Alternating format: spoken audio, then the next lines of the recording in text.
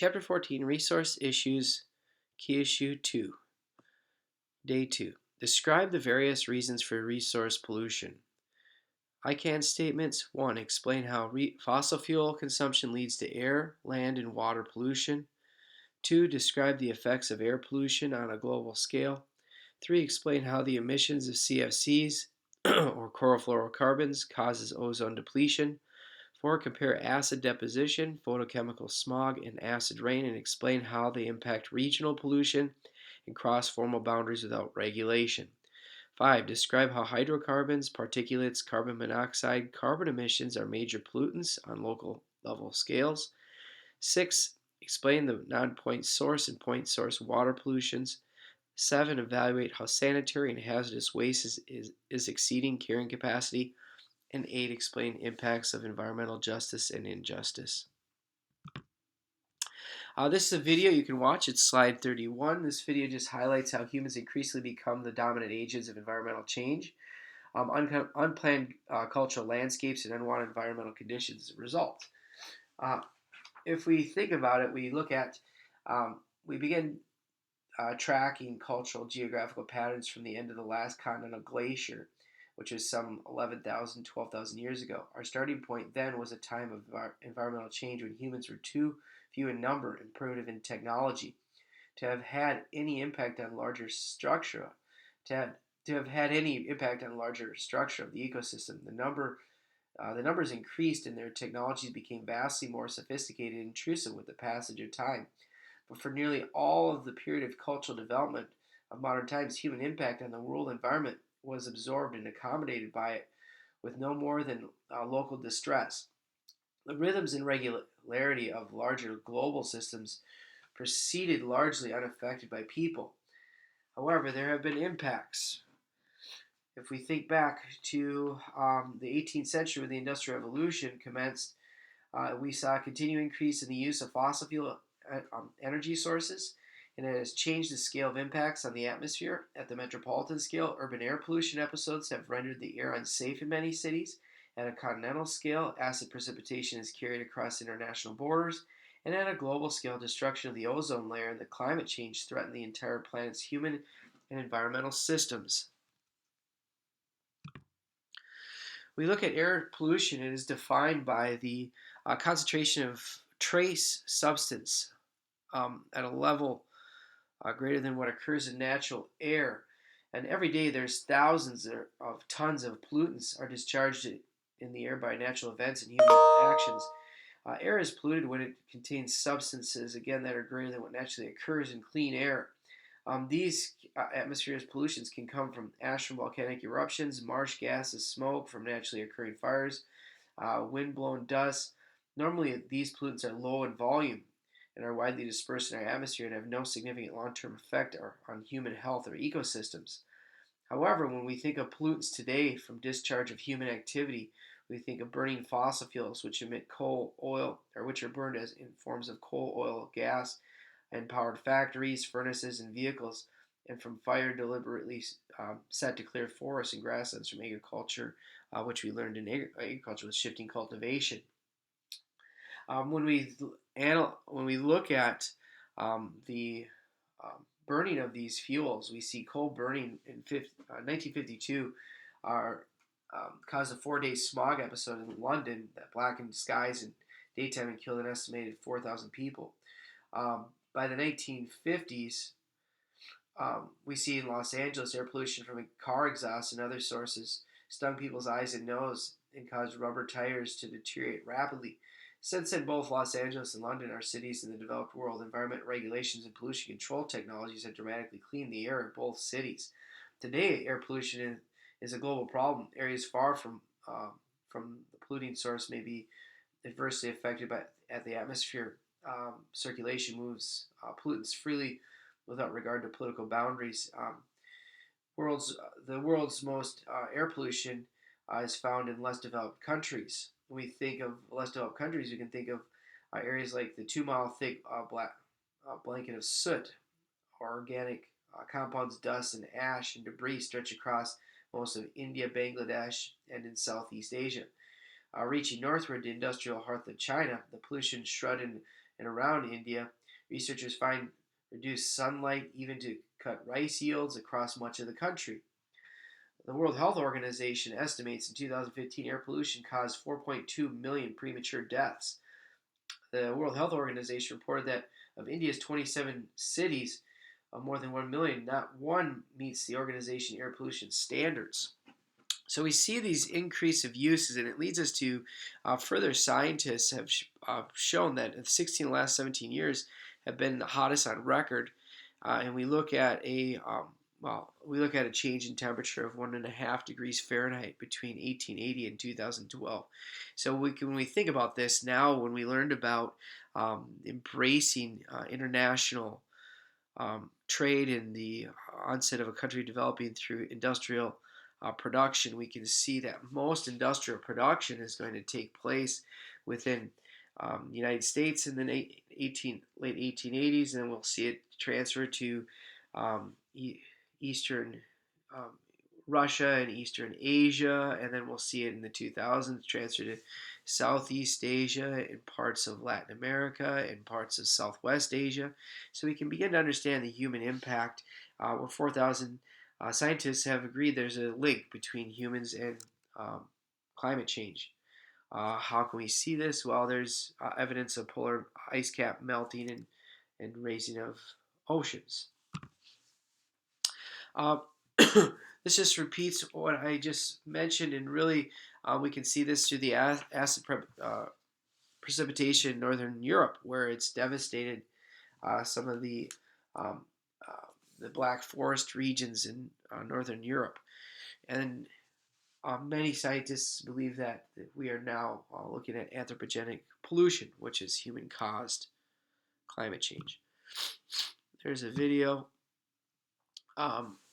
So what are we looking at? Here's just a line graph by the National Center of Environmental Information. We can see hot records, cold records, and we can see the acceleration of the diminishing between those two um, between those 2 degrees of hot and cold.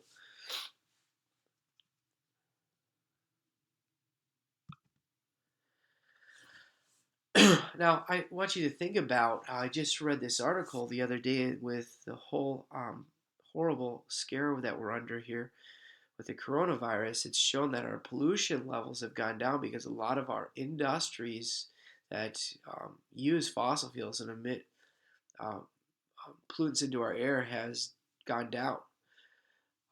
So we can kind of see with just our local environment on a local scale what's happening. When we look at the UN IPCC, the Intergovernmental Plan of Climate Change, there's 4,000 scientists. They've had their first report in the 1990s, their fifth report in 2014. They have the Kyoto Protocol, and the Kyoto Protocol outlined what it outlined was basically it was read thousands of published scientific papers and reports. Their fifth assessment in 2014, they looked at that and they created a side agreement of 191 countries, and which I have right here, to stabilize the greenhouse gases, which destroys our ozone, and they're based on different levels of development of countries. They contributed, the countries that omitted the most greenhouse gases contributed a larger share. Those that did paid a lower share. And the United States never ratified. Meanwhile, countries in the European Union made significant progress in honoring their commitments to the Kyoto Protocol.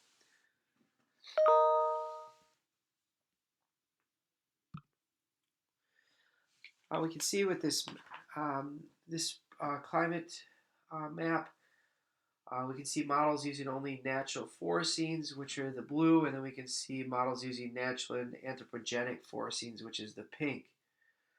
And we can see the vast growth in most continents in the world, minus the Arctic.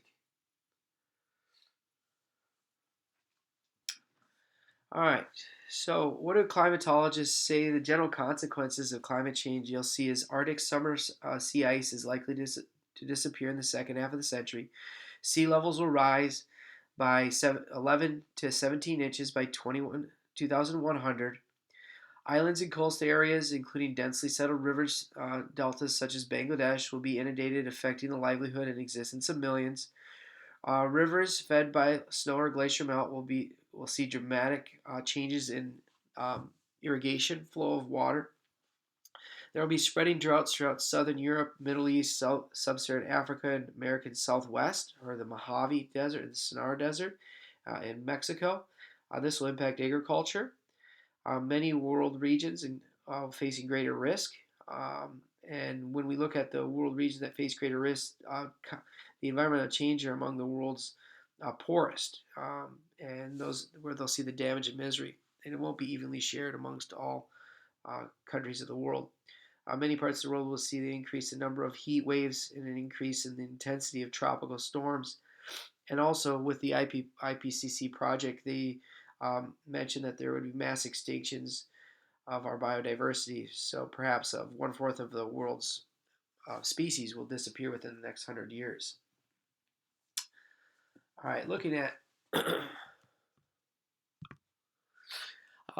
the Paris Agreement. With the Paris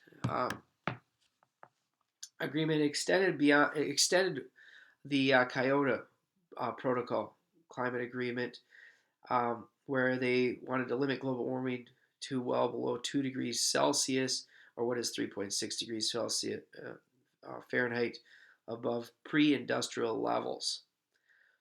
The developed countries also agreed to contribute $100 billion to help countries transition to renewable energy sources. Each country agreed to submit their own targets for emissions in reductions called the nationally determined contributions, and they wanted, in the beginning of this, would have been implemented in 2020. However, in 2017, our current administration is the only country to reject the climate accord. You can take a look at an article on slide 39. We can also see through various polls that the U.S. perspective is rapidly changing on their views towards anthropogenic climate change. A study out of Yale showed that 59% believe climate change is related to human activity.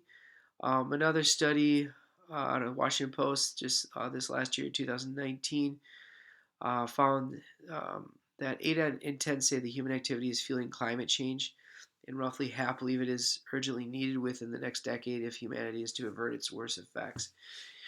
Again, I would encourage you to go out and find additional credible, peer-reviewed, scholarly studies that talk about anthropogenic climate change. All right, we can see changes in our landscape. Here's a video by NASA that shows you aerial views of the rising of the oceans and the depletion of coastal regions. This is slide 43. All right, climate change, we can see on a global scale has increased, according to this line chart, rapidly since the 1980s well, it goes to 2010. And really what we're seeing here is now emerging economies that are rapidly using finite fossil fuels, which the derivative is carbon dioxide, and we can see those in like China and India, BRICS, and the baby tigers. All right, on a global change, we see the ozone layer, and this is it protects us from ultraviolet rays from the sun, and the pollutants that deplete the ozone layer are called CFCs, and also photochemical smog. Causes can be cancer, can be depletion of crop plants in the oceans and tropical regions, and create infectious diseases. If you think of it like this, greenhouse gases are like the effect of when you're sitting in a heated building or an agricultural building, you have that passive solar energy that keeps heating those greenhouses. And then in 2007, Most countries saw CFCs as being damaging by this year, developed countries, and by 2030, they look to eradicate all CFCs, and it could be eradicated as soon as 2070. So there is clearly hope for change that could make change, or change that would be better for our future environment. All right, let's talk about regional scale and acid deposition.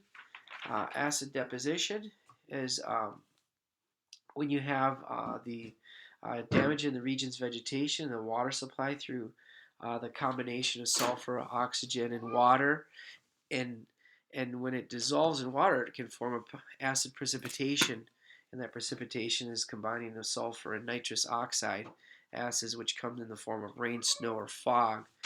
The worst damage is not experienced because it crosses formal boundaries, so you don't see it where it is sourced or where the pollution occurs.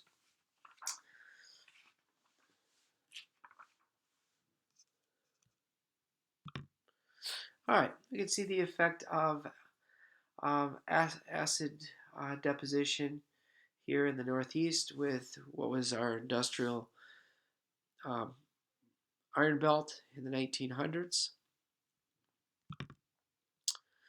Carbon emissions, they are emitted on urban areas. Carbon emissions um, are in 4 different forms here, and carbon monoxide it reduces oxygen, so it reduces the breathing, and the oxygen in the blood. It can impair vision, and it can create respiratory problems. Carbon dioxides are caused by burning fossil fuels. Hydrocarbons are and nitrous oxides cause respiratory issues. From sunlight, it forms photochemical smog, and those respiratory issues can be seen in the stinging of the eyes or that haze over a city. And I talked about the world's largest photochemical smog, the 2-mile stretch of blanket of soot in India, Bangladesh, and Southeast Asia. Then the photochemical soot in the city of Harbin, which is the industrial center in China. Particulates are dust and smoke particles emitted in the air. We can see carbon dioxide emissions based on countries here that span rank in 2015, and then we can see the metric tons per year. So again, we can see the rapid growth of some industrial regions, and you can see the United States, which rejected the Paris Treaty Agreement in 2015.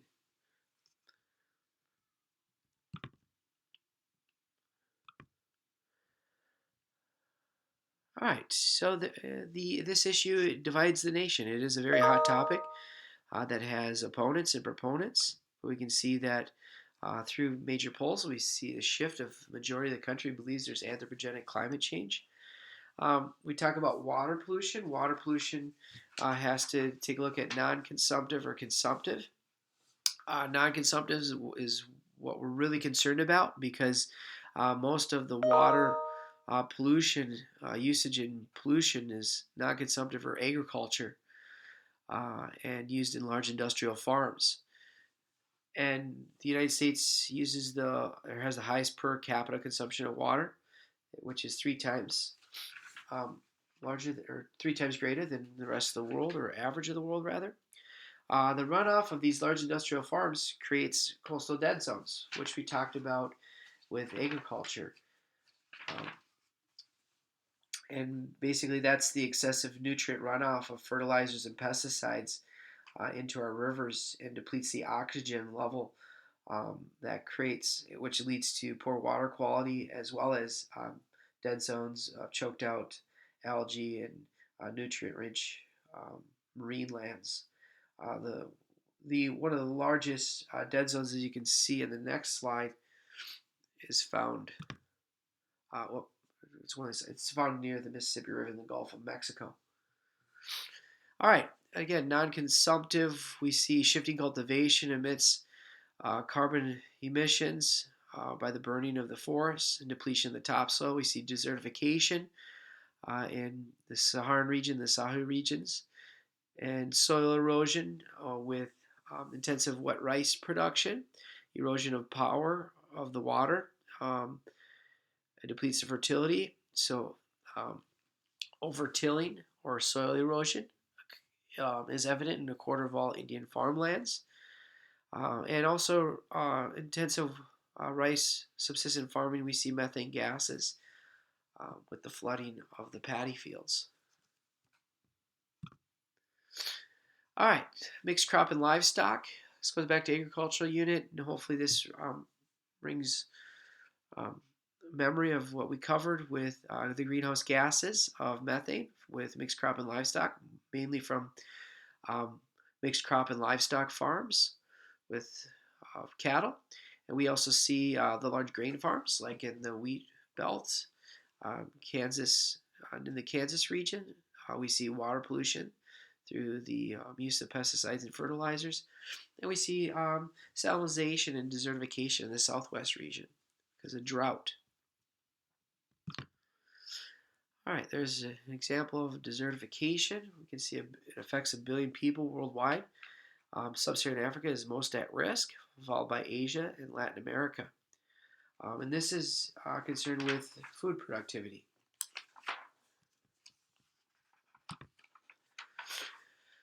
All right, deforestation. Deforestation is a third of the land surface area. Forest covers a third of the land surface area.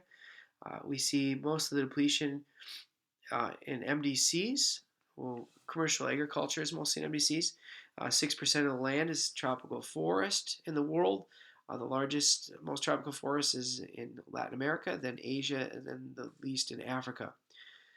The concern is our biosphere, the balance of oxygen and carbon dioxide, because we need the forest to absorb the carbon dioxide in our atmosphere through the photosynthesis process.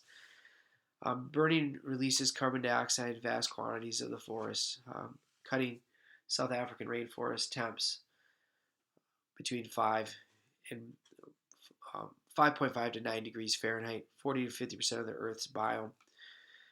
World staple crop depletion and crop yielding plants for diseases eradicated. You can see the demand for water, where agriculture, the non-consumptive source, is 69% of our water depletion. The water shortage we can see is devastating to our regions in the south, our grain belt regions, Texas, Oklahoma, Kansas, where there's low-level waters, and also the Midwestern Corn Belt of Nebraska, Iowa, Minnesota. 40% of the world's population has serious water shortages, but it's not evenly distributed. We can see water shortages concerning of the Middle East, North Africa, and Sub-Saharan Africa, dry, arid desert regions. By 2025, two-thirds of the world's population will be living with an acute water shortage. So we see that some human geographers say that the next greatest conflict will result from lack of water or conflict over water. Saltwater intrusion on the coastal communities. When we look at saltwater intrusion or the rising of oceans, China faces acute water shortage in 50 of its cities. Mexico City is a city that continually shrinks. A solution: use only the water available to them and through groundwater that's replenished from rainfall and snowmelt. So only use what you need.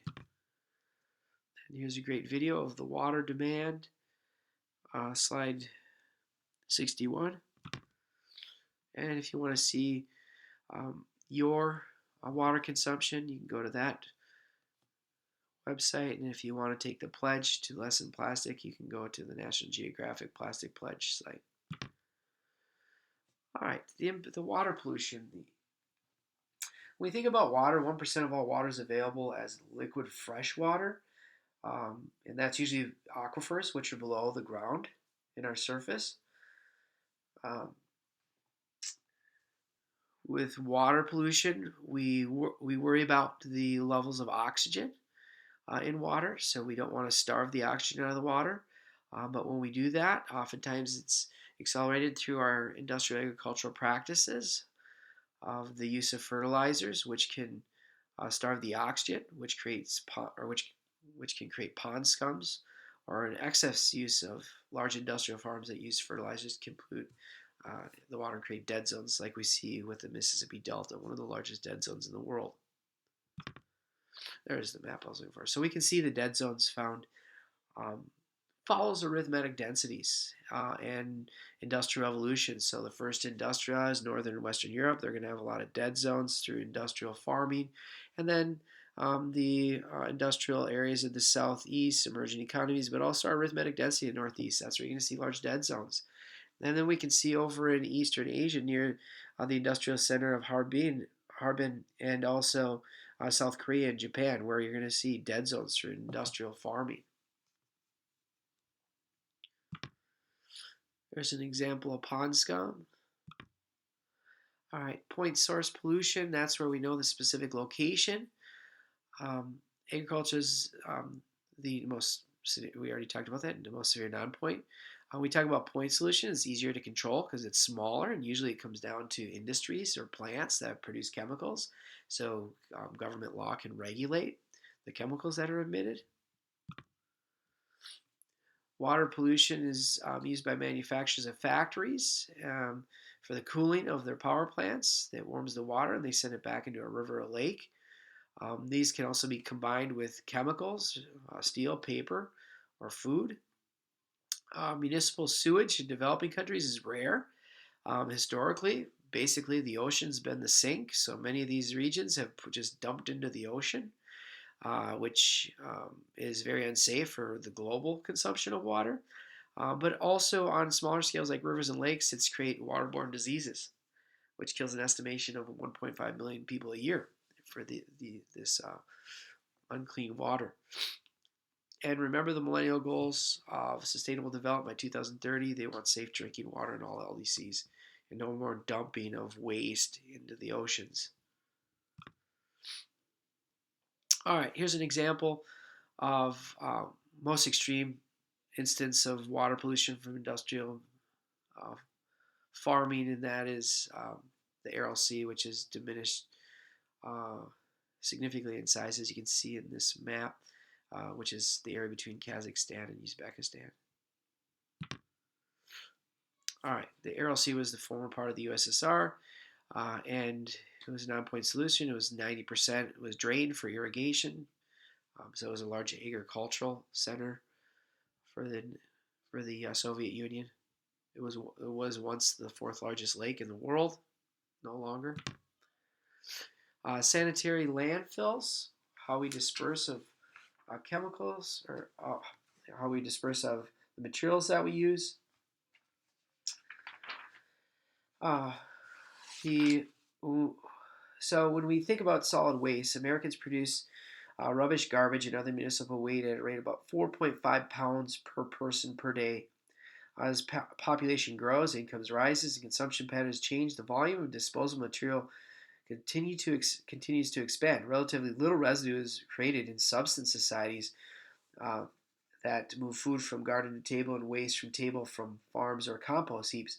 The problem comes with urban dwelling with purchased packaged foods, favor plastic wrappings and containers for every commodity and seek an even broadening array of manufactured goods, both consumer durable goods such as refrigerators and automobiles, and many designed for single use and quick disposable, which is called planned obsolescence, which is the use with mostly cheaper electronic waste, which is a main concern today. The electronic waste comes in the form of cell phones, computers, televisions, digital cameras, iPods, and again the manufacturer has a limit on how long they'll last. You'll have to get the new updated version, the new iPod, the new iPhone 1, 2, 5, 6, 11. That's called planned obsolescence. The problem is that many of these electronics contain toxic metals such as arsenic, cadmium, lead, and mercury. And much of the e-waste, which we learned about earlier, is shipped off to LDCs like Agbogbloshie in the Ghana, where we dispose, with one of the disposal sites of e-waste. But all this consumption leads to large landfills and pollutants, and you can look at the Garbage Pacific Patch, which is a large floating mass of garbage. Just remember, we can solve these issues. Just reduce, reuse, and recycle. All right, the video is on slide 71. All right, there's our sanitary landfills. I can see sanitation. What do we look at with New York? New York has made tremendous progress.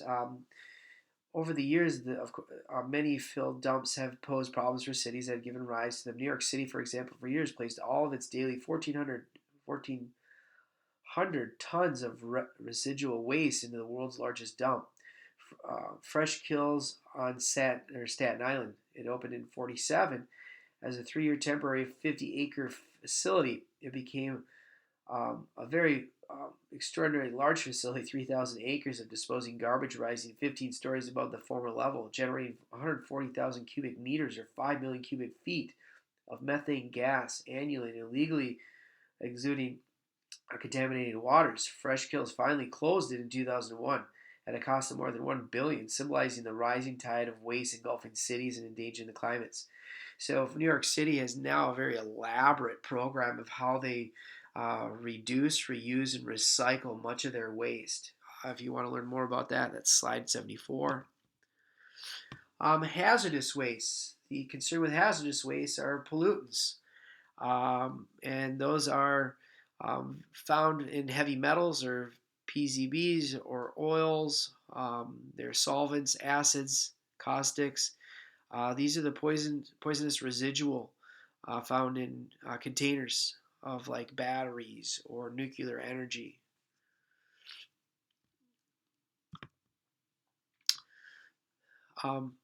And some I forgot to mention incineration of garbage is used. We have a couple incinerators here in the Twin Cities.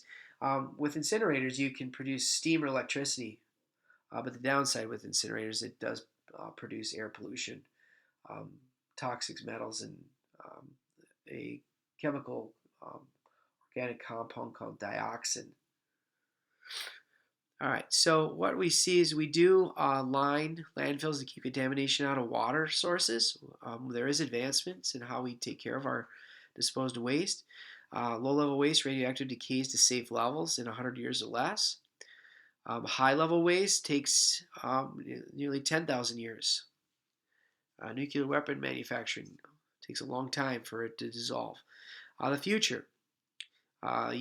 Yucca Valley is where we saw some of our nuclear waste stored, and there was a moratorium put on Yucca Valley. Do we export waste? We saw that 80% of our waste is shipped off to other areas of the world, and then no alternative to a permanent disposal method has been found yet. We can see hazardous waste sites that have been cleaned up. So again, we can see advancement in how we take care of our hazardous waste. This leads to environmental injustice. This shows you an example of Santa Clara, California. But let's just talk a little bit about the history. Houston is a city of 2 million people, about 25% African Americans. 11 of the 13 solid disposal facilities owned by the city were mostly in African American areas. And 5 of the garbage incinerators were found in African American and Hispanic neighborhoods. In 1982, North Carolina, mostly African Americans, were found near hazardous waste landfills, which produced PCBs. There was a protest, but it failed, and the facility, the plant that omitted the PCBs, was allowed to continue to flourish. Environmental determinism is the fair treatment and meaningful involvement of all people regarding race, color, national origin, or income with respect to the development and implementation and enforcement of environmental laws, regulations, and policies. And we see many cases where it's not being enforced. and it's not just here in the United States either. We see it in other areas of the world. We saw it with the issue of Ogbolishi and Ghana, and also there's an area of Kageso Township in Johannesburg where poor Africans lived near the gold mines. When you extract gold, the process of refining that gold emits waste, um, and it can cause lung damage, which is this, the inhalation of the silica. In 1992, the U.S. and the Environmental Protection Agency created an office called Environmental Equity. Now it's called the Office of Environmental Justice. The agency has, however, been uneven in its record since its founding in creating environmental justice. Um, Consider in Louisiana, Chemical Corridor, the Cancer Alley. It stretches the Mississippi River, where you have chemical plants every mile, and it's predominantly poor African American populations. And then we can take a look at Santa Clara, California. You can see where the low income earners are, which are the orange, making $0 to $26,598 a year, are located right near the facilities releasing toxic waste. So we can see evidence of environmental injustice, and the goal is to create an environmental plan that provides environmental justice for all residents of where we see plants that emit pollutants. That takes us to the end of our notes. Go to your conclusion write-up.